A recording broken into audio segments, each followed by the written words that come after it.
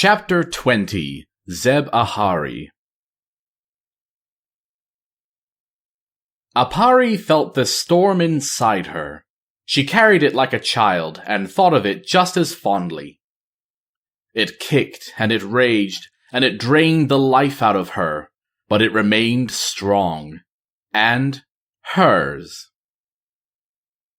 She could not have children the usual way, not after the pillar crushed the lower half of her body and pulverized the bones in her leg. But that was all right. Apari had never wanted children. Never understood the appeal, something she and her childhood friend had shared. New mothers often brought their infants to the gardens of the Great Seal to sit among the waters, where it was said the pools were formed from Razan's own tears, and blessed one with health and longevity. "All they do is cry and stink," Talanji had said, then only 8. "But father says it's a queen's duty to continue the line." She had made a disgusted face, poking out her tongue. The troll girls had crouched behind a vase taller and wider than them both, spying on the mothers cooing over their babies. "When you are a queen," Apari had told her solemnly, with the confident wisdom of a child, "you will make your own rules. And you will be there with me." Talanji had reached for her hand and squeezed it. "Nobody will tell us what to do." Apari had believed her. She always believed Talanji. She believed her when Rastakhan's own advisors turned on him, and Talanji begged for Apari to remain loyal. She believed her when she said the Horde could be trusted, and she believed her over her own mother Yasma, who consumed her Lua to cut off the head of the royal family. Apari had pressed her mother again and again, afraid of what would happen if Yasma went against their king and failed. In the young troll's eyes, Talanji was all goodness and light. How could someone like that have an evil father? How could Yasma justify such rash action? "Loa are meant to be used, Apari, manipulated. They care not for our lives," Yasma had said to her with the utmost seriousness.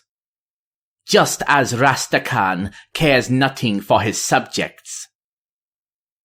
"But Shadra has never hurt us," Apari insisted. "Can't we trust her?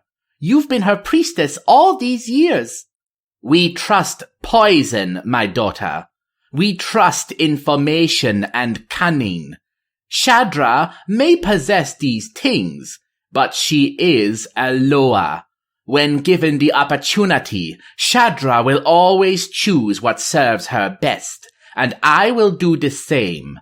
Put your faith in your own hands, Apari. A god is nothing without believers, and we do not have to submit to them, just as we will not submit to a crown that enslaves us to a Loa's whims." The next day, Yasma had helped set into motion a coup that nearly toppled King Rastakhan's rule. She burned bright, bound by no gods or kings, and had fallen in battle. If only Apari had listened then. If only she had seen Talanji and her father for who they truly were. If only she had gone with her mother. Would things have turned out differently? She could not say. But at least she would have died at her mother's side. That regret festered as viciously as the wounds in her leg. Apari sat on the cliffs of Zeb Ahari, Tayo standing beside her. The village below went on as it always did, placidly removed from the chaos of the city, its inhabitants unaware of the widow's bite followers hidden around them in the hills and trees. They disappeared. How? Apari demanded, slapping the spyglass out of Tayo's hands. It dropped like a stone, smashed to pieces on the rocks below. How? Spotting the abandoned ship in the distance had been an accident. Each day, Apari commanded her followers to search the horizon and make certain no ships slip the net of their storms. By chance, Tayo saw the wreck floating in safe waters, just beyond the edge of the squall, and there she had seen Jaina Proudmoore. At first, Apari didn't believe her. Couldn't. Jaina Proudmoore? The human who had assaulted the Great Seal, killed Rastakhan, and left the palace in ruins? Left her life and her body in ruins? But Apari looked through the spyglass and saw with her own wide eyes the proof. With Tayo guiding her, Apari handed her back the glass and called out to the storm, commanding it. The sacrifice's spirit, the dead noble, found new life in her body, a soul snatched away from Bwonsamdi, its unnatural existence, fuel for her magic. "Guide me," Apari had called to Tayo. "Take me to her. Let the storm be her end, the sea her grave. I command the skies, they bend to my will." What a fitting end to her, ambushed and overcome by a troll she had never known nor even seen, but whose life Jaina Proudmoore had destroyed. "Ya don't know me, human," she had thought, ready for the nourishing taste of revenge. "But I know you. Oh, by my ancestors do I know ya." All of a sudden, Apari was entrenched in memory. Back in Zuldazar, a younger, more naive girl. Alliance cannons bearing Kultiran anchors fired in deafening sequence, rattling her teeth in her skull. The noise was so overwhelming that it concealed the cracking of stone all around her. Concealed it until a palace pillar collapsed on top of her. "Loa!" she had wheezed, all breath forcefully thrown from her lungs. "Help me! Loa, please!" Who could tell how long she laid there, trapped and utterly alone? But she remembered the silence that followed her pleas, as no gods or friends came to her aid. "Apari." Tayo stood, approaching her with the tentative steps of a child anticipating a scolding. "More shrines remain. We told the Pale Rider they would all be burned by sundown. Ya will have another chance to kill the Proudmoore woman one day." "No, Tayo, I won't." Daz flew in lazy loops up from the shore, gorged on some unlucky creature he had found below. The dread tick landed on Apari's shoulder, and she winced.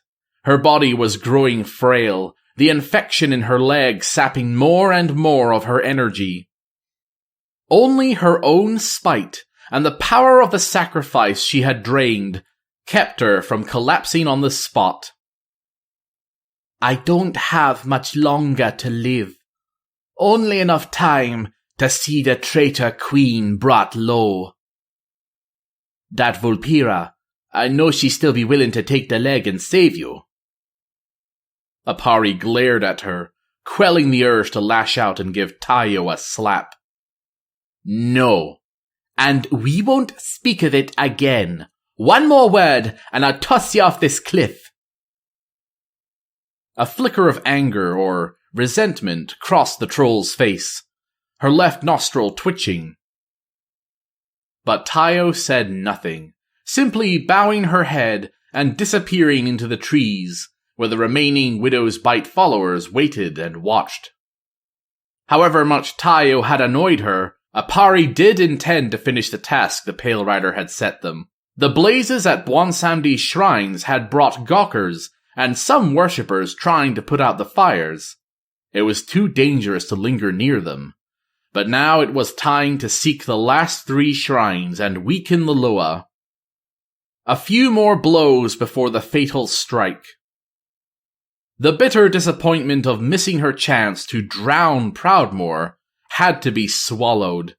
One more mouthful of sorrow. She knew its acrid taste well. She wrapped her hand around the badge hanging from her neck, the old, tarnished gold trinket Nathanos Blightcaller had offered as his own sacrifice. It thrummed with a strange, cold power. "Widow's bite! Hear me now!" Apari turned to face the jungle, feeling the hidden eyes there find her secret audience. "The evening comes. Our swiftest runners to the city rouse our spies. Our fiercest warriors with me to the northern shrine. No rest and no hesitation. Bonsambi's pain will be ours tonight. Better food than fish, stronger drink than wine. Take it in and let it sustain ya." Chapter 21. Dazara Lore. Thrall caught his breath beneath the great arch framing the port of Zandalar. The massive, curved pillars invited one into a crush of bodies, merchants shouting their wares, porters balancing impossibly heavy baskets on their heads, and urchins weaving in and out of the throng, looking for an easy pocket to pick. The scent of salted sea air fell away, the senses overrun by 100 warring odors drifting down from the marketplace, the sweat of hard-working laborers, roasting spices that stirred the imagination as easily as the statues and emblems that gave the city its grandeur. The perfume of meat on the spit, the lush vegetable tang of vines and flowers dripping from the terraces. "It will be a long climb," G sighed, and pushed his way into the crowd, milling before the immense, troll-headed fountain central to the port. "We should get started." Before them, the great city of the Zandalari trolls rose like a golden promise, the top of the pyramid so tall it was shrouded in thin tendrils of mist. "She could have dropped us closer," Thrall groused. "But perhaps it is better to make a slow approach instead of falling out of the sky and into the throne room." "Any competent queen would have spies littered all over her city," G added in an appropriately low voice. "She will know of our coming before we even reach the Terrace of the Speakers." "Then she will be warned." Thrall spoke it with his voice, but did not feel it with his heart. Why did Talanji refuse their help? Could she not see this was the most expedient path to victory? She may have been competent, but she was also proud. Too proud. Any leader must understand their limitations. Talanji had clearly reached hers. Now it only remained to see if she would set aside her personal grievances for the safety and betterment of her people. Personal grievances. It occurred to Thrall, then, that Jaina might have placed their portal to the city so far from the palace exactly because of those grievances. How would Talanji greet them if she watched them drop out of a portal unannounced into her throne room? Her suspicious mind might go immediately to the worst-case scenario and, in this instance, the correct one. The last thing they needed was another reason for Talanji to mistrust them. They began the long journey toward the palace, an untold number of stairs lying between them and their goal. The humidity and noise did nothing to ease Thrall's troubled mind and tight stomach. Fortunately, they stood out less than he expected, the popular port drawing a diverse crowd, from reptilian Tortolans to towering Vrykul from the Broken Isles. Even the odd, enterprising Pandaren merchant wandered by. Many of the sailors and purveyors stood in clumps, complaining bitterly about the storms raging around the island, preventing the flow of commerce. Each and every one of them seemed ready to blame the queen for their financial woes.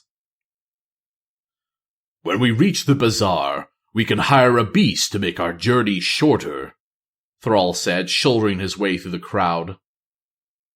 "If we reach the bazaar." Thrall glanced down at him, brow lifted with concern. "We are being followed," G whispered. "They have kept us in their sight since we arrived at the port. Trolls, 6 of them, white paint on their faces." The orc took his time appraising the situation and their odds, picking out the trolls G described. They looked thin, underfed, but he noted an intensity in their eyes that he did not like. Sometimes the starved and the desperate were the most difficult opponents. "Draw them out," Thrall muttered back. "Follow me." They climbed to a terrace that overlooked the port. The grand bazaar proved less busy, as the stall owners shooed away anyone who didn't seem ready to actually spend their coin. Thrall continued higher, leaving behind yet more of the concealing crowd.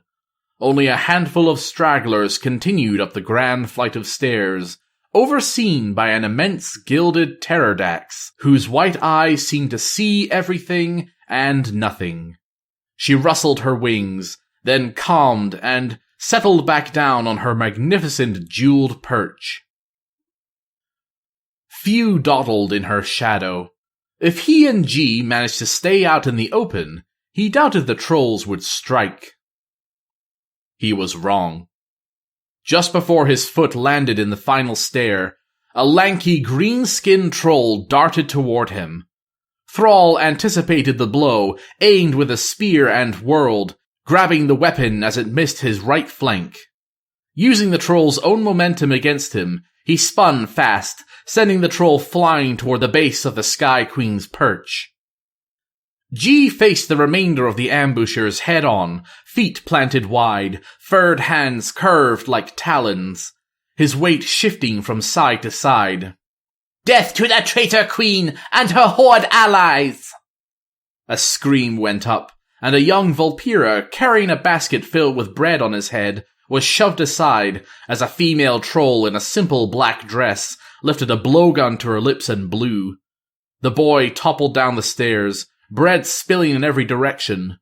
They were drawing an audience. Thrall raised his right arm, his thick gauntlet protecting him from the dart. He knocked it away with a grunt, then unsheathed the axe strapped to his back. Swinging in a wide arc, he won them some space, the loud whoosh of the axe head frightening the ambushers back, putting them at a disadvantage and giving Thrall and G the high ground. The Pandaren leapt into action, propelling himself with the fury of the wind down the stairs, leg outstretched, his foot slamming into the throat of a masked and hunched troll. It was more than enough to stagger him, and the troll slid back down with the boy and the bread, his dagger clattering to the stones. Blowgun wasn't finished. She charged Thrall, shrieking, trading her darts for a mean little hunting knife. She slashed like a whirlwind, like she was possessed, and managed to land a hit, a glancing blow. Thrall shrugged it off. He snatched up the troll by the neck and shook her hard, then threw her with a rasping bellow against the stone pillar at the top of the stairs. Unconscious, the troll slid down to join her friend, slumped and still beneath the Sky Queen. Step aside, I said." Thrall recognized the voice. Darkspear chieftain Roux slammed a pair of Tortolan gawkers out of the way. 2 heavily armed and armored Rastari enforcers emerged to tamp back the masses, using their staves horizontally to nudge them away from the commotion. "Thrall!" Rokan half laughed, half shouted, drawing his daggers and standing shoulder to shoulder with the orc. "Didn't expect to see ya here, and certainly not starting a fight in the Grand Bazaar." "Ambushers," Thrall told him with a snarl. "Rebels. We've come to speak with the Queen, urgently." Take the pterodax. I'll deal with this rabble. Enforcers, to me! The pterodax presiding over the ambush flapped her wings, buffeting the crowd and Thrall with a sudden gust of wind. She let loose a primal, deafening cry, swooped down from her perch and landed, shaking the tiles beneath Thrall's feet, sending dust into the air. G somersaulted away from the stairs, catapulting himself on the final bounce onto the creature's back. He ducked down, offering Thrall a hand. "Go!" Rokan assured them, delighting in his chance to let his daggers dance. "See to the queen!" Thrall nodded and took G's hand, hoisting himself onto the beast's back, holding tightly to the harness decorated with gems and slivers of bone. At once the beast pushed off, the force and speed of it drawing awed cries from the crowd.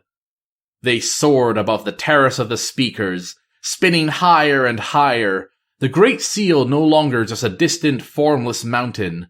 Now tower and waterfalls, manicured palms, balconies and windows came into view. The seat of Zandalari power and the queen's throne was spread beneath them. Though with rebels openly challenging her allies in the streets, it was a throne she might not hold much longer.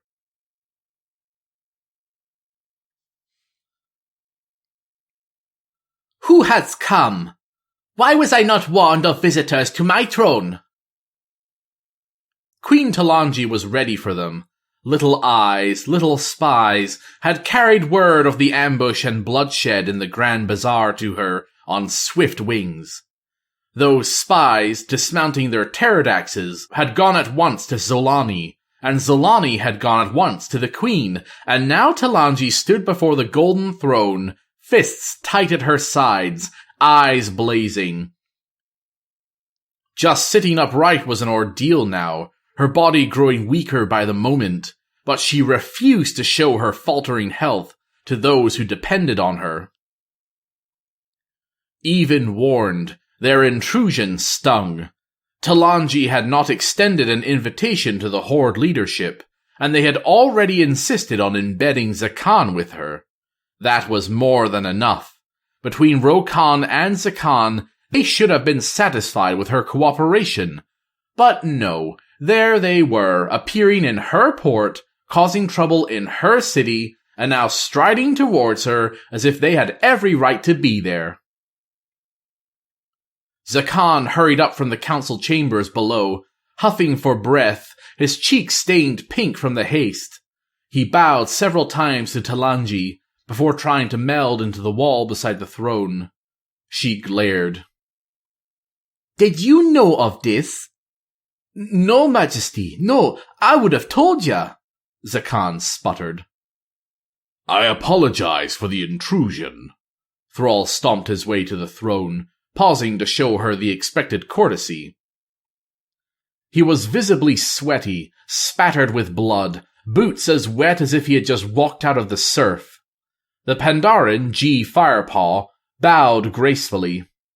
Behind them, framed by the purple glow of dusk hovering on the horizon, the Sky Queen waited to take flight. You will explain the intrusion, Talanji corrected. Now! A new threat rises, Queen Talanji, and we have come to offer our guidance and our help, Thrall replied. Zakan perked up, nodding his head vigorously. The rebels, yes. It is as I said, Your Majesty. The Horde is willing to help. I am the Queen, and I speak for the Golden Throne, Zakan. Be silent. This is not my first brush with insurrection, Talanji fired back, directing herself first to the spy, and then to Thrall. The Rastari honor guards protecting the chamber inched closer to Thrall, as if sensing her growing irritation. Like the traitors Yasma and Zul, this rebellion will be crushed and order returned to Zuldazar. This is Zandalari business, and it will be handled the Zandalari way. The Pandaren plucked a stray poison dart from Thrall's pauldron. Indeed, it looks very well handled. Talanji took a single, trembling step down from her throne. Even the bottoms of her feet ached. How dare you! There is no time for this. We work together, or these rebels win the day and topple your rule, your majesty. Thrall's voice rose to the threatening timbre of thunder. Listen well, and listen well, your majesty. Our shaman sense terrible unrest in the spirit realm. These rebels attacking you grow stronger, bolstered by the dark rangers of Sylvanas Windrunner. The chamber fell silent. Talanji's heart clenched in her chest. Could it be true? The blade of the queen fidgeted. Nervous now, she too was sweating in her pauldrons, decorated with sharpened tusks and helm, bearing a plume of emerald and blue feathers. Talanji exchanged a glance with Zolani, who gave the tiniest shrug of confusion. Dark Rangers? Here? That is not possible. Talanji felt her hands growing cold. I would know of this. No, you might not. Thrall sighed and raked his hand through his dark, coarse hair. Sylvanas works in the shadows. Her forces are minimal. They must use whatever resources they can, whatever reinforcements they can. The world spun a little. Reinforcements, yes. That would explain how the Widow's Bite seemed to be everywhere and nowhere. How they could attack so many shrines and afford new weapons. They had borrowed the tactics and resources from an outside source. A blight had landed on her shores and begun to infect the most persuadable. Sylvanas Windrunner. A name synonymous with chaos and death. And what did the Widow's Bite attack? Shrines belonging to the Loa of Graves, the weak spot in her rule. Slowly, it began to intertwine, making a sick sort of sense. Oh, she murmured. There is proof of this? Your reaction is proof enough, Thrall said solemnly. She noticed him flick his eyes towards the Khan. But there is more. My sources tell me that you have taken an Alliance spy into custody. He was investigating these exact suspicions. The rebels are using Dark Ranger arrows, and communications in their language have been discovered among abandoned camps. Talanji wished to grab the throne's arm for support, but instead forced herself to stand still. The news washed over her in a powerful wave. They had indeed come across an Alliance dog sniffing around their lands, and her jailers reported that he insisted on a meeting with her. The dire threat of the Widow's Bite had kept her from visiting his cell. In a certain light, it was a relief. This at least explained why they had been so unsuccessful in stopping the insurrection. Or, it partially explained it. Still, she wondered what sources had given him these tips. If it was Zakan, then the ambassador had lied, holding back vital information. And yet her kingdom suffered, and had suffered for too long. It was time to be honest. It was time to admit the odds were becoming insurmountable. They no longer faced just one nest of vipers, but two. For a moment, she simply observed Thrall, then bit her lip, making her choice. These are grave tidings indeed. These signs. I should have seen them. That is how Sylvanas works, Thrall said softly. They would have infiltrated carefully. They will use all possible means to stay hidden. He came near to the throne, gazing up at her. We are not blaming you for their presence, Queen Talanji. only demanding that you take it seriously." "I will," Talanji breathed. "I do." She turned to Zolani, the blade of the queen. "We can delay no longer. Dispatch our forces to the remaining shrines. The Widow's Bite are conspiring with a known war criminal and no friend to us. The people of Zandalar cannot accuse us of turning on our own, not when the rebels have chosen such vile traitors for friends." "Right away, my queen." Zolani bowed and left to do the queen's bidding. "I can go too," Zakan volunteered, placing his hand up just a little above his shoulder.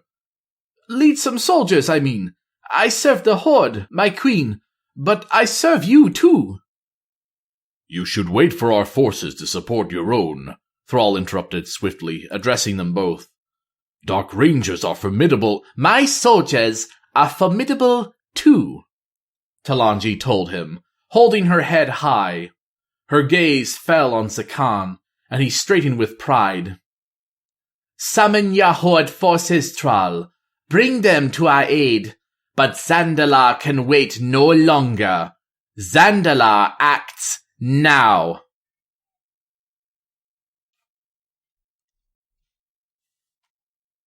Chapter 22 Dazara Lore.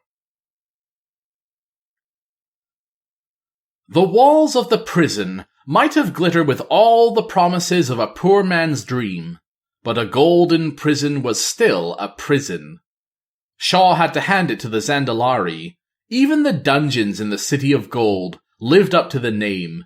They really committed to the theme.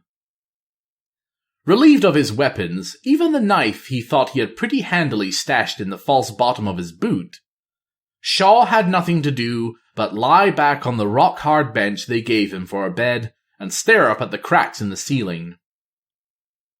For a while he counted them, desperate to employ his mind. Then, of course, his thoughts began to wander. One of the bricks was shaped sort of like a moon, or maybe a boat. Definitely the hull of a boat. Fairwind and the crew had gotten away. That was his one and only hope. A notoriously unreliable pirate captaining a slapdash crew through an impassable, deadly storm. Great odds. He'd seen worse, of course, in his long career as spymaster, but these odds ranked pretty low. Maybe just above the time he had relied completely on a shoddy network of spies embedded in a cheese business. Not all of a man's schemes could be brilliant. He sprang up off the bench. It would take a brilliant scheme indeed to get him out of this prison and make a dent in this mission. So far, the Zandalari had treated him well enough, affording him the usual prisoner-of-war amenities. A bench for rest, a bowl for slop, and a bucket for his business. They had wisely chosen a cell at the very end of the prison. 24 cells total. A few occupied, but they shoved him away from everything. 2 guards stood sentry just outside his tiny golden room, changing shifts at breakfast and dinner. He was never left unsupervised. The kids watching him looked green, probably new recruits. That was odd. He thought a spy would rate at least a few grizzled veterans. "This your first stint guarding the prison?" He had tried the second day to make conversation. The guard on the left looked like he barely fit into his armor, the pauldrons forged for a much larger troll. He saw the kid shift from foot to foot, glancing at his mate for help. "Don't look at him, look at me," Matthias said. The second guard muttered something, but Matthias didn't catch it. His Zandali was all right, but the boy had said it fast. "You two aren't even a little curious about me?" he asked a few hours later, letting them settle down after his first try. The kid swimming in armor actually glanced his way, pale blue eyes flashing, brows tight with alarm. "Hey, I don't bite." "We are not to speak with you," he stammered, clutching his halberd for dear life. "Says who?" "Overseer, everyone, shut up!" That was that. Matthias didn't get an answer the next time he prodded them, so he tried a different tactic. He had once talked his way out of a headlock during a bar brawl in Dalaran. That time it was a knoll latched around his neck, and if he could reason with a knoll, he could reason with anyone. Bit boring down here, don't you think? Day 3. Shaw leaned against the bars of his door, casually picking his nails.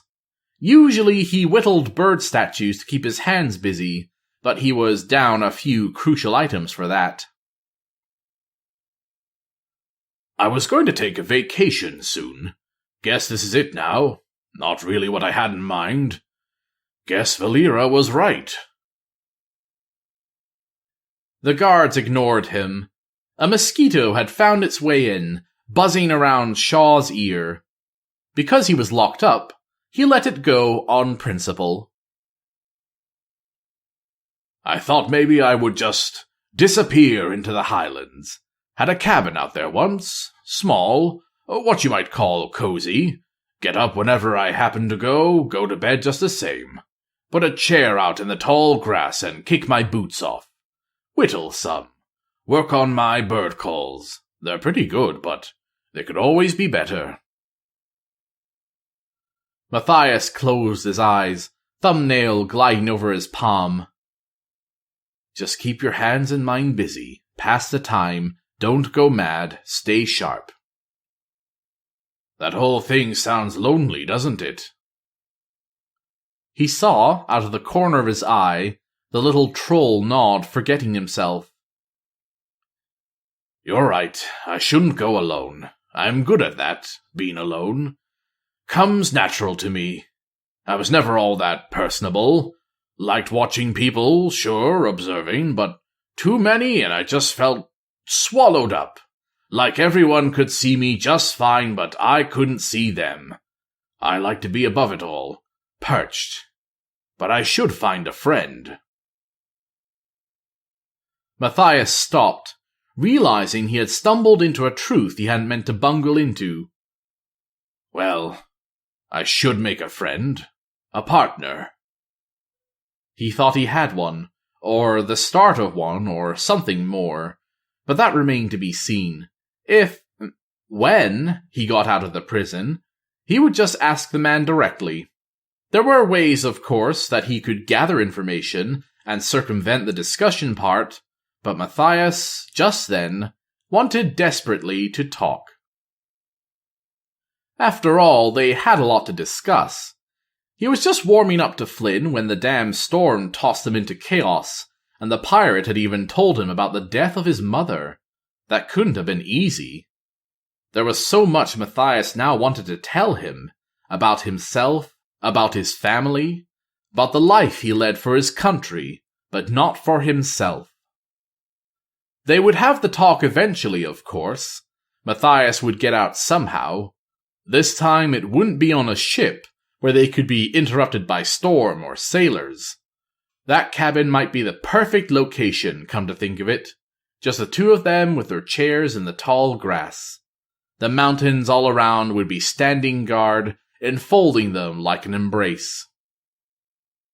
A flock of distant birds calling to each other as they grew smaller and then were swallowed by the dark orange sun hanging low on the horizon. I never got to finish telling you about my grandmother, Shaw would say. If he closed his eyes and concentrated, he could feel the stiff grass of the highlands poking into his calves. Flynn would say something flippant like, I thought you just wanted to enjoy the sunset. And Matthias would sigh and wait for the inevitable prodding. Flynn Fairwind was, of course, incorrigibly curious. Then Matthias would snap off a piece of grass and play with it, not nervously, but to give himself a focus. Pathonia Shaw, the Silver Cutpurse. Pathonia? Flynn would cackle. That's a dreadful name. Full apologies to your granny. She's long dead, and it would take more than a cheap insult to bring on her fury. Shaw would sigh and shake his head and bend the grass into a moon shape. No, she was made of iron, caught 3 times for stealing, and given the choice by the God of Stormwind. Work for them or hang. It's safe to assume she chose Stormwind, he might ask. Oh yes, she chose Stormwind. She chose to assassinate whomever they told her to, and make it look like an accident, or a robbery gone wrong, or anything but what it was. She taught my mother the same trade, and when my mother died, Pathonia taught me too. The little piece of grass would make a perfect circle, and he would hold it up and catch the sunset inside it. She chose Stormwind for me too. The bitterness broke the scene playing out in his head. He opened his eyes, and there was no tall grass, and no cabin, and no Flynn there beside him to hear this tale.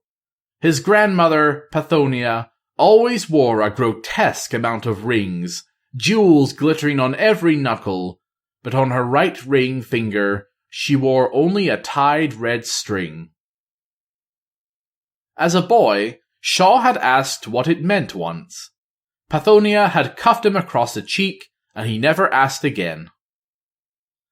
He thought then of that small red thread, saw it unwind, growing longer and longer, until he saw it connect from that scared boy to where he stood now, a line drawn in blood.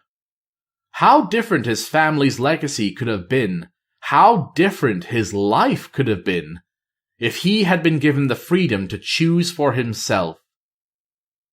Did Flynn Fairwind feel the same?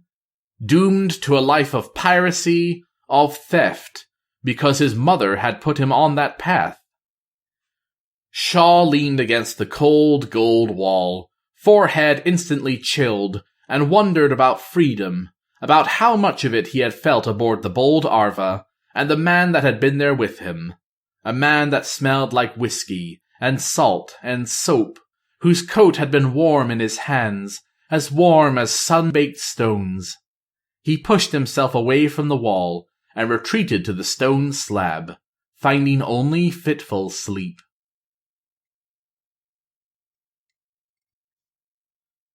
On the 4th day, the skinny little troll in the too big armor slipped something under the door with his gruel.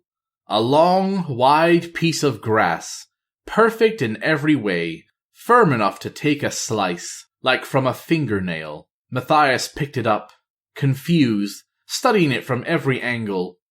Not much of a digging implement, not much of a shiv. Then he remembered all the junk he had spilled to the guards at the door, and he smiled at the blade of grass. It was for his vacation, for the bird calls. He clasped his hands together over the piece of grass, as if he were praying, and maybe he was. If he did have a friend in the world, a real friend, and not just an ally, or an acquaintance, or a source, then he hoped that friend had gone for help. Flynn had it in him. They had made a good team on the Arva, good partners. He hoped that partner hadn't shipwrecked somewhere, that he wasn't drifting dead at the bottom of a sea. He had a lot of things to say to that man, if and when he got out.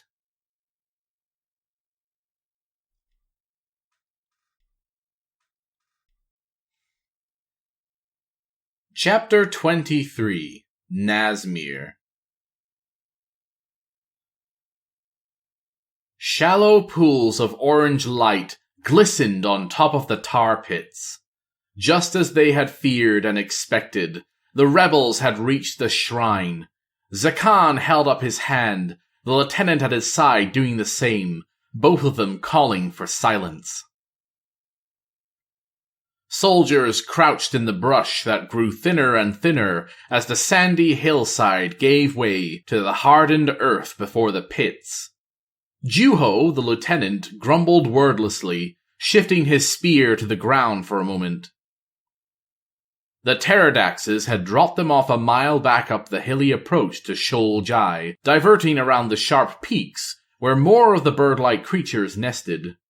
Speed and discretion demanded that they risk the dangerous maneuver. They had not been seen, but that didn't matter. Too many, Juho said.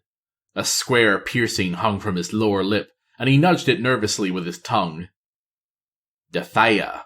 With those torches they can control the pits. We can't go near them. We have to try, Zakan told him. The queen needs us, Juho. Zandalar needs us. He scrunched his nose. This is for Bwansamdi. No, Juho, it's more than that, he insisted. They were running out of time, and this hesitation was not helping.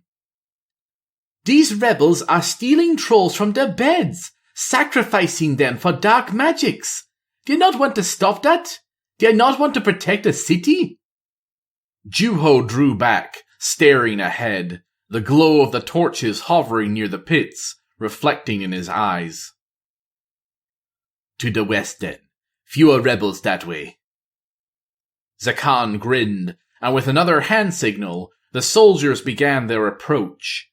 He saw Juho lean down and gather sticky mud in his hand, then rub it over his golden armor, obscuring the shine. The others followed his lead, and Zakan pressed forward ahead of them, already dressed in dark leathers. The soldiers began to veer to the left, to skirt the nearest pit, and try to strike with surprise along the far shore. Zakan noticed the rebels clustered on the opposite side of the tar lakes, dark rangers among them, their eyes glowing faintly in the dark. A man stood among them, with his own pair of pulsing red eyes, bright as the braziers lit at his feet. The Loa's shrine rose out of the middle of the black, smooth tar pit before Nathanos Blightcaller, he, the rebels, and the Dark Rangers knocking lit arrows and firing at it. Something squirmed on top of the shrine. Something alive. Ancestors have mercy, Zakan whispered, rushing toward the nearest edge of the tar pit. Children! Zandalari, now! Juho had given the order, and the trolls rushed forwards, spears raised. Zakan went his own way, watching the arrows sail over the shrine and over the children, landing on the far bank, mere feet from where he crept along the edge of the stinking black pit. The Zandalari soldiers cut through the rebels easily enough, but the Dark Rangers were already upon them, forcing a retreat. A perfectly aimed gust of wind might push the children to safety, or it might just shove them into the tar. He closed his eyes tightly, knowing he couldn't just let the little ones be shot to death, but also keenly aware that this was bait. And it was working. He felt power surge from his toes to his hands. He had to try the spell. He had to try something. He could never live with himself if he had just left them there. Air rushed between his hands, gathering into a larger, louder vortex as he channeled all his energy into it. Another arrow landed, thwipping into the dirt at his feet, disrupting the spell. He glanced up, just in time to see Nathanos Blightcaller lowering his bow. He was too far away to read any expression, but Zakan already knew he was grinning. The Dark Rangers emerged from the treeless shadows at his side, their drawn daggers slashing the air louder than their actual footsteps. He cried out, dodging backward, ducking, finding himself teetering on the edge of the tar pit, and then, as the closest ranger sliced at him again, in it. They holstered their daggers and drew their bows, and Zakan pushed farther into the tar and away from them. Where else could he go? The children were still there, behind him, wiggling helplessly on the shrine. The Zandalari regrouped, honing in on the two rangers that had knocked him into the pit. The going became harder and slower. Slower. Zakan couldn't move. Death hovered like a thin shroud over his head. Death. Not Bwansamdi, not the Loa of Graves, but a cold and unfeeling end. The tar pulled him downward, froze his feet in places, so that it hurt even to try to move. He saw at the edge of the tar pits, the torches moving toward the very edge, the killing flame that would set the tar ablaze and burn them all to ash. "Turn back!" Juho screamed. Behind him, on the southern bank of the tar pit, he heard Talanji's soldiers calling back to him, but he pressed forward. There, straight ahead, huddled on the ruins of Bwonsandi's shrine, sat the two troll children, shaking with fright, their bodies tied together. Target practice for the heartless. While the Dark Rangers continued firing toward the children, Nathanos Blightcaller swiveled and walked toward the road leading east and deeper into Nazmir, going at the languid pace of a completely unbothered man. "Leave the children!" he heard one of the soldiers scream. "They are lost!" No, Zakan wouldn't accept that. He had volunteered to lead this detachment of Zalanji's forces, and he would be damned if he let her warriors see him turn away from innocent villagers. And he was close, so close now, he could see the terrified dance of their eyes as they caught sight of the torches too. They squirmed at the edge of the shrine, a toppled pillar sapped of its magic, a skull carved into its face. The children's feet were tied too, and if they fell into the pit, they would drown in the sticky tar. Zakan pushed through the sludge, forcing himself to look at the children, only the children. Arrows began to fall from the far side of the pit, persuading Talanji's already sparse forces to fall back, abandoning Zakan to his fate. They had managed to fell 2 Dark Rangers, but now they were the focus of a dozen more. There, it would have to be enough. He stopped, chest deep in the stinking tar, black ash falling like snow all around them. Vultures circled, perhaps sensing an available meal. Stained white ridges rose like sharp mountains from the tar, the long dead remains of immense beasts. Closing his eyes, Zakan summoned the power of the wind again to his hands, hoping the gust he conjured would be strong enough to carry the children safely to him. The children shrieked, but Zakan only heard the wind pouring from his hands.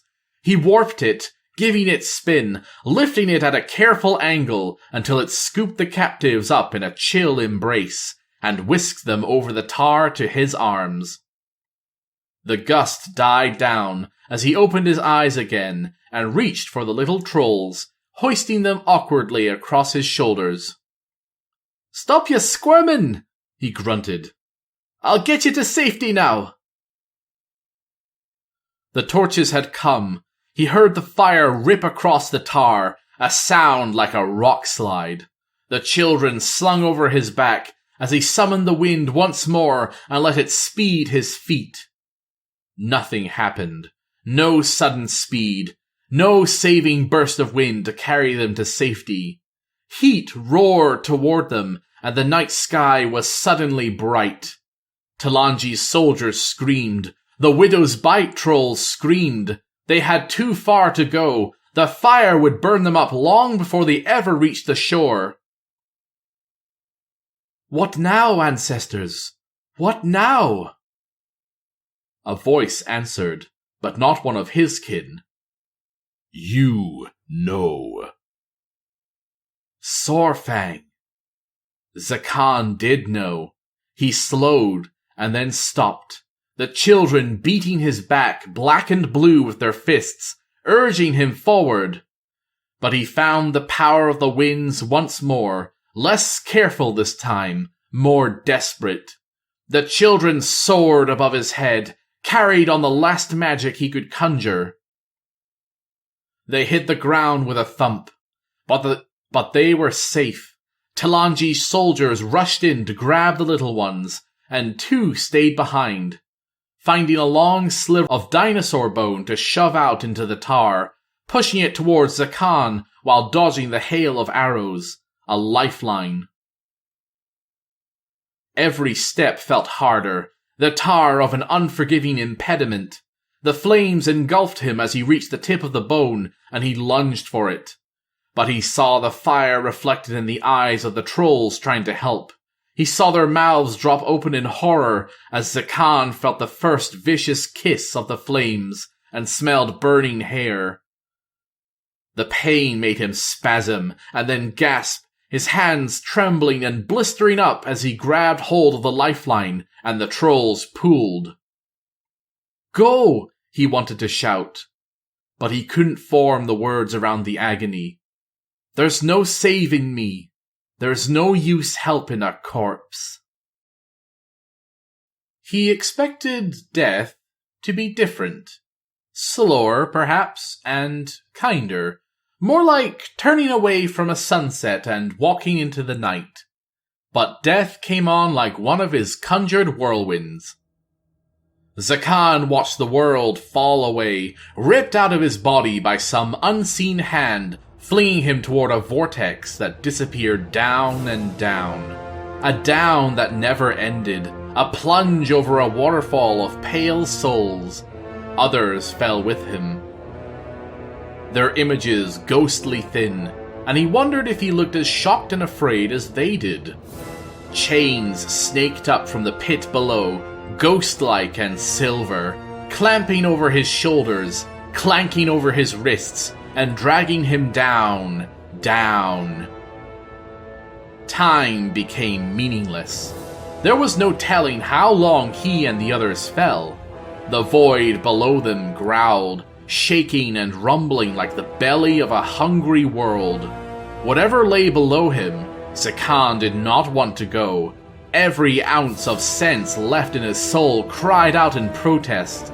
The spirits plunging toward the void began to cry and moan, wailing, a rising dirge of terror that drowned out all thoughts, all desires. There was only fear, and one truth that occurred to him as he hurtled towards a morass of black and purple that swirled at the end of their long drop. Whatever lurked behind the veil of that murky pit stirred, and it wanted him to break.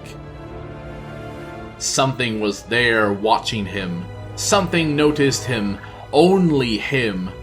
An evil too terrible to name waited there for Zakan, ready to consume. This was death. It was nothing like the sun-drenched reunion he had experienced through Sorfang's eyes. No joy, no paradise, just endless suffering.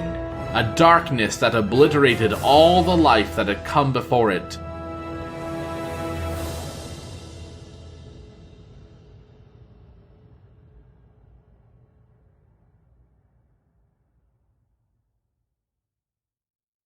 "Summon the healers! We must attend to his burns at once!"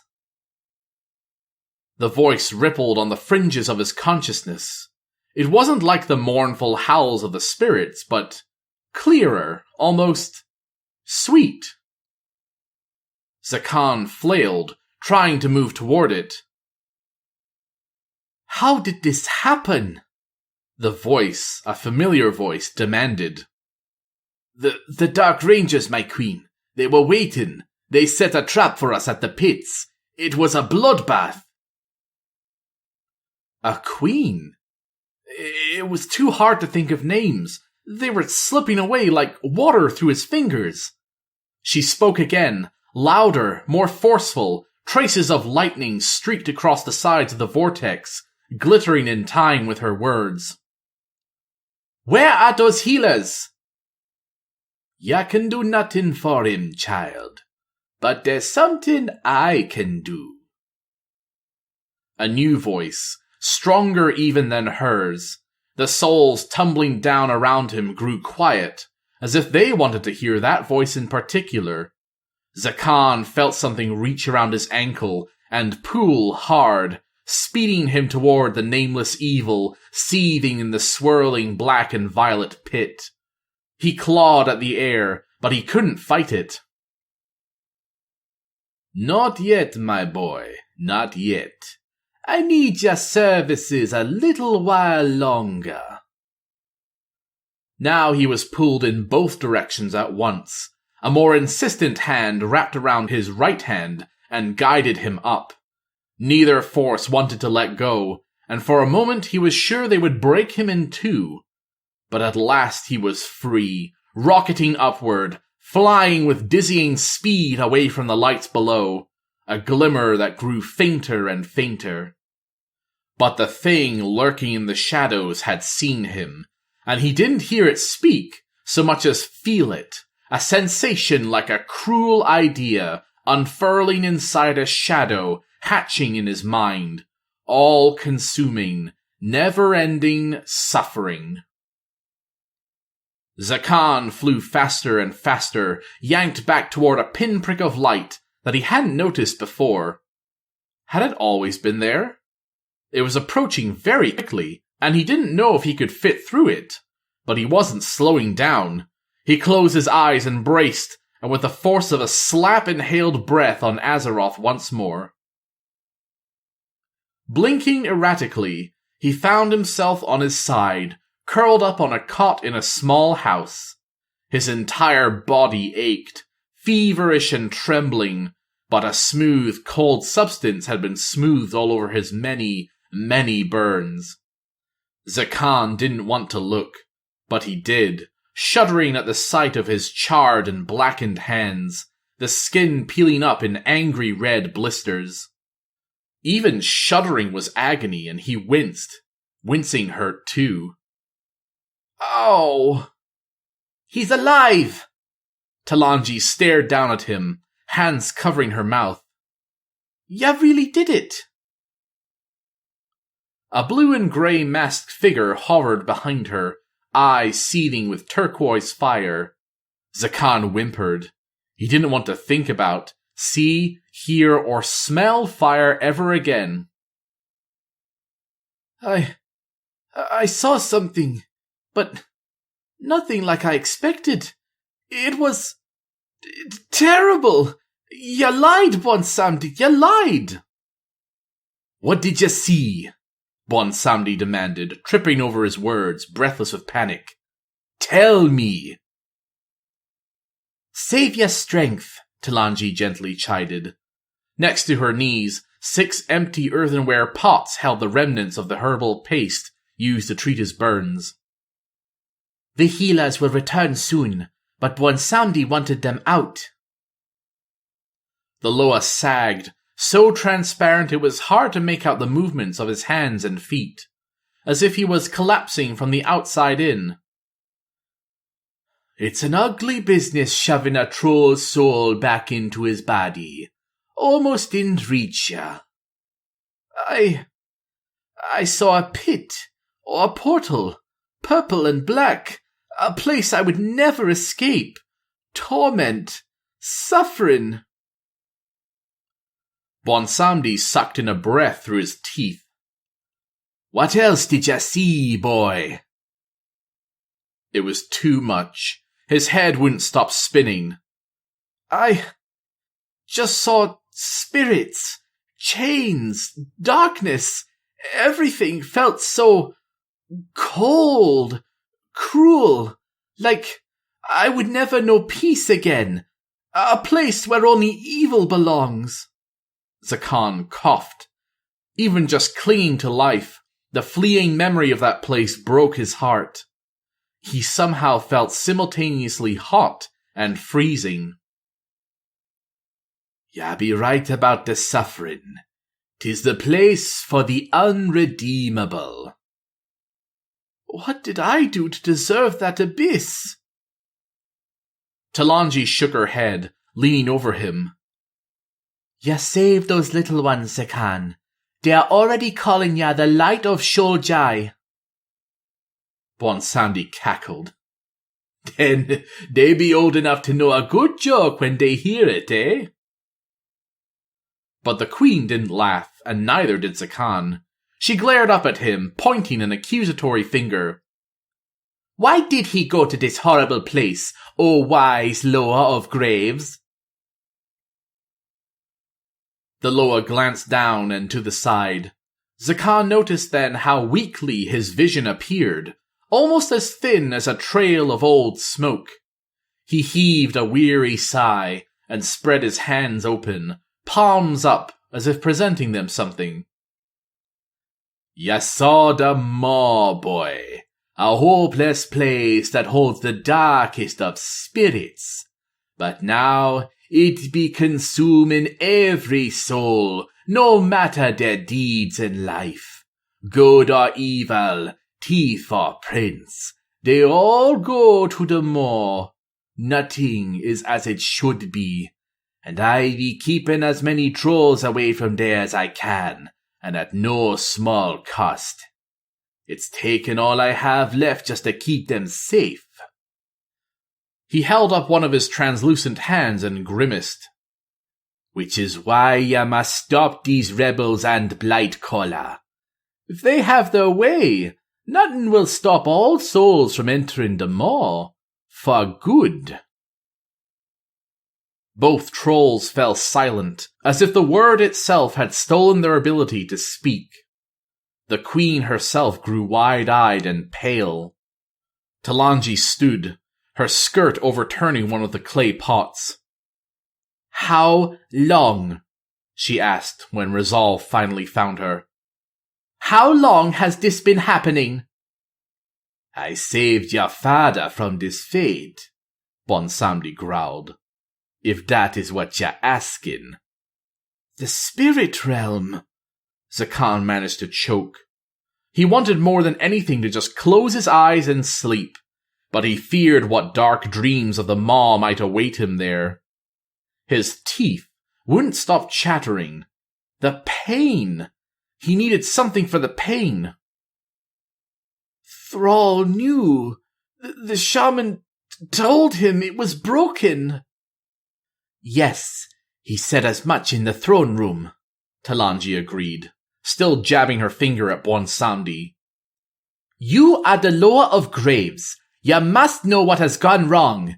Sylvanus and the Forsaken are here for you, Bonsamdi. You will tell me why." The Loa's gaze drifted past her, landing on Zakan. "They be working with forces I cannot see, but whoever be given the orders wants me gone. It wants all obstacles gone. I will tell you more, Talanji, but not here, not like this. The boy needs rest, and all the relief your priests can muster. He has earned that much."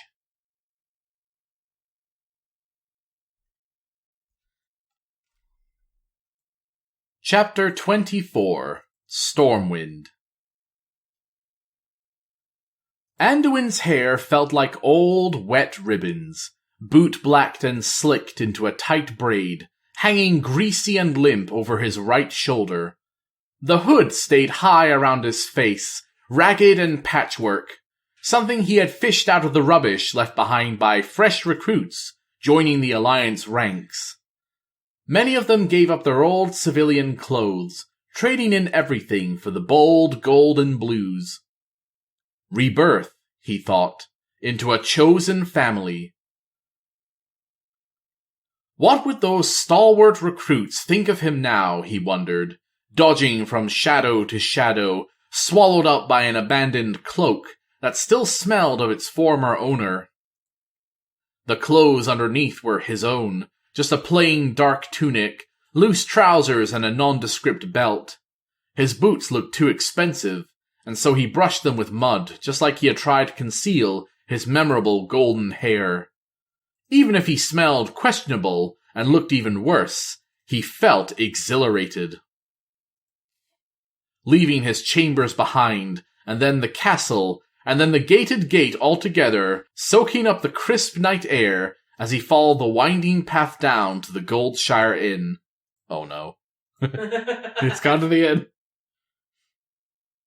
Sometimes he felt like a coin satchel, and every worry, every problem, every mistake, every crisis was another fat, heavy coin falling into that bag. It got heavier and heavier, but usually it was manageable. After a while, however, the fabric started to strain. Some of the coins had to go, or the satchel would rip, the bottom falling out, the coins spilling everywhere. Every breath he drew in, every moment that passed, another coin came. Sylvanas evading them, plink. Alliance soldiers washing up on shore, plink. Illyria and Terralion, plink. Jaina questioning him, plink. Tyrande, plink. Teldrassil, plink. The Forsaken in the Highlands, his spymaster taken prisoner, plink, plink. Another coin had fallen right in before he returned to his chambers to don his disguise. Prisoners from Illyria and Telarion's search arrived in Stormwind, and he had been summoned to watch their procession into the stockades. He commanded they be treated fairly, that once they were thoroughly questioned they would be set free. An old Forsaken in a robe caught his attention, a tortured bend to the man's spine, a crazed and haunted glint to his eye. When the coins spilled, Anduin found himself before the great carved fireplace in his bedroom, on the floor, legs tucked up to his chest, catatonic, eyes unable to close, mind unable to clear, the flames just inches before him, searing into his vision until tears poured down his cheeks. Now he sensed when the coins were piling up, and he took measures to alleviate the strain. This was acting out and stupid, he knew it, but it was what he needed, to be a nameless face in a tavern, for only a few hours, to escape the duties and the pressures that haunted him. A priest was never without his power, and he had brought a dagger, hidden it on the back of his belt, not wanting to provoke a fight, but ready for one nonetheless. 2 girls rushed past him, hurrying back to Stormwind and probably back to worried parents. They both had long, dark hair, coiled over their heads in intricate braids. One glanced up at him as he passed, her face delicate and soft. She almost recognized him, frowning and squinting, her interest so keen that he was sure he had been made. It nearly made him trip and fall down the slope. But the girls ignored him and carried on. He breathed a sigh of relief. The last thing he needed was the scandal of being found out, of having to drag himself into the keep, looking like a mess, and explain to his advisors and Jaina why he had been skulking around in disguise. Anduin pulled his hood down lower and pressed on. Jaina. He didn't want to think about her scolding him, or how her questions lingered. Just more coins for the satchel. Those weren't the kind he could pluck out with a stunt like this. Those stayed around forever. She had every right to worry, of course, but the passion in her voice and the fear in her eyes had burrowed into him deep. 2 men outside the inn were arguing, drawing a crowd. That was good. Anduin used the distraction to duck inside and take a table near the door, but put his back to it. When the barmaid came by, plump and beautiful, dark-skinned with a ready, brilliant smile that would have made another boy blush, he slid her a normal sum of money and asked for an ale. Then he remembered that he wasn't Anduin just then, so it was all right to glance at her, admire her smile and blush, so he did. He let himself sink into the delirious joy of anonymity. When the barmaid stayed a little and flirted, asking his name, he winked, still swathed in the hood, and said, "Jarek. And what do I call you?" "Amalia." "That's a lovely name," the King of Stormwind said. Amalia curtsied and went to see to another table. Anduin felt incredible. Free. And then, of course, he felt guilty. 1 coin slid out of the top of the satchel, and another dropped right in. He hovered over his ale, letting the foam gather on his upper lip, letting himself be gross and coarse, burping, drinking too fast, burping some more. He wiped at the remnants of ale on his lips, finishing the one and only drink he would allow himself, and felt the guilt swell again. The door banged open near him. a trio of young soldiers rushing in, bringing with them a blast of fresh air. They had already hit some other pub, clearly, weaving into the tavern with their arms locked, all of them fresh-faced as Goldshire dairymaids, not a whisker or scar between them. The one closest to him had a thatch of shiny red hair and a lopsided nose. The middle one was tallest, a young woman with hooped blonde braids framing her ears. The third was another young man, the shortest of the trio, though he had the stocky frame of a seasoned farm boy. They were in the middle of a song, though their many ales had muddled the words. Before Anduin could glance away, he saw all three of them whirl in his direction. He ducked down, but too late. "Ha-ha! Another stalwart recruit," the redhead hiccuped. "Join us in a song, brother." "Plenty of room at your table," the young woman added, dropping into the seat across from him. Anduin went rigid with alarm, tugging nervously at the edge of his hood and keeping his eyes low. I prefer to drink alone," Anduin murmured. "Nonsense, friend." The stocky one clapped him hard on the shoulder, and then fell down next to him, landing on the bench and making it sag. "Another round, Amalia, for the nervous one here. We'll have him singing and dancing in no time." "You're here to be a soldier, are you not?" the young woman asked. "To enlist? I can spot a fighter at 20 paces. She can, the redhead giggled. "Chin up, brother," the boy beside him said with a nudge. "There's ale to be had and glory to savour. Glory in the name of our king. My father died fighting for us, died holding the line against Nizos' friends in Orsis, in the shadow of a great temple thing, I think, or obelisk, and I vowed to take up his sword and carry it myself." The words came out deeply slurred, but Anduin untangled them with a wince. "I'm sorry to hear that. I'm sure your father was a brave man." Amalia returned, setting down 4 fresh tankards. The redhead gulped his in one. "The field of battle, that's..." He lost his train of thought briefly. "That's where I belong.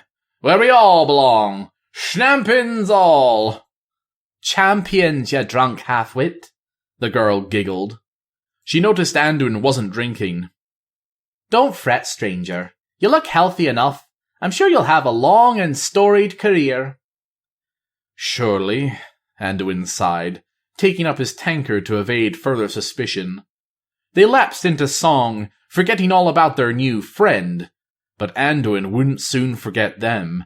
He looked at each of their faces in turn, memorizing them, wondering how long it would take until they, too, turned up on a freezing slab beneath the Cathedral of Light, innocent lambs before the slaughter. Soldiers. His soldiers. And he would command them and tell them to fight, for that was a king's right and duty. They wanted glory, hungered for it, but did not know what it was or what it cost. Anduin opened his mouth to warn them, to tell them to be serious, to really think hard before they took the blue and gold. But a fiddler started up near the counter, and his new friends scattered, taking their drinks and leaving behind only puddles of ale. The drink in his stomach began to sour. He needed to leave before he felt well and truly ill, and more, he felt eyes boring into him, real ones this time, not just the thousands of pairs of dead and haunting eyes that seemed to follow him, accusingly, everywhere he went. Anduin searched the bar, eyes rolling over a dozen unfamiliar faces, until at last he noticed the clean, white-robed woman in the corner near the stairs, her face in view of everyone, her white brows drawn down in confusion, her lips slightly parted around what he could only assume was a curse. Jaina. Her eyes flared wide. Anduin slapped another coin down on the table and shoved himself out of the chair, around the corner and out the door, gasping as if struck when the warm, body-damp air shifted from hot to cold. More cold was soon to follow. Anduin looped around to the back of the inn, forgetting it was soggy and marshy there and grunting as his boots were nearly sucked off his feet. The ground beneath him grew suddenly slick and hard, and his arms pinwheeled as he managed to catch himself just before the humiliating fall. Hello, Jarek. I can explain. You're the king. You do not have to explain. Jaina's voice dropped to a steely whisper, and she took him by the arm, spinning him away from the ice she had shimmered across the ground. They stood together, huddled under the narrow overhang of the roof, crickets and frogs blissfully unaware of who had just interrupted their song. What did you do to your hair? She drew back, laughing. Boot polish, he muttered, pulling the hood down hard and avoiding her gaze. And I suppose Jarek is a very stupid name. No, I think it's great. Really suits you. Jaina had the grace to cover her next guffaw with her fingertips. It's all right, Anduin. Your secret is safe with me. His eyes blew wide. Jaina, listen, I know we quarreled. I know we don't always see eye to eye, but surely you can understand. Sighing, he leaned back against the inn. Sometimes I need this. Sometimes I need to be a boy again.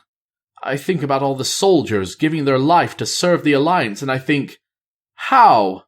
How can they be so young? Those 3 brave souls inside, they think they're ready to die for me. It isn't fair. It should make everything stop. The whole world should stop and point at that, but it doesn't. Everything just rolls on. The world forgets, and I have to pretend like their sacrifice isn't a cruel, heartbreaking joke. Another coin dropped into his satchel of worries. The last one. The heaviest one. He covered his face with his hands and felt Jaina touch his wrists lightly, pulling his arms down again. Her eyes were glossy, her mocking smile gone. She ducked her head a little, bringing them face to face. You're young too, Anduin. And if you need Jarek to help you remember that, then yes, I understand. Jaina let go and took a small step back. I was here tonight too, right? Red-handed. At least you can show your face, Anduin said. I just can't. Part of why I need this is because it means I'm not me for a while. I'm dumb, sloppy, probably a shit-shoveler Jarek. Jaina nodded and gestured to the end of the wall, where it gave way to the stables. I'll find another doorstep to darken. Go back inside, Jarek. You've had a long day.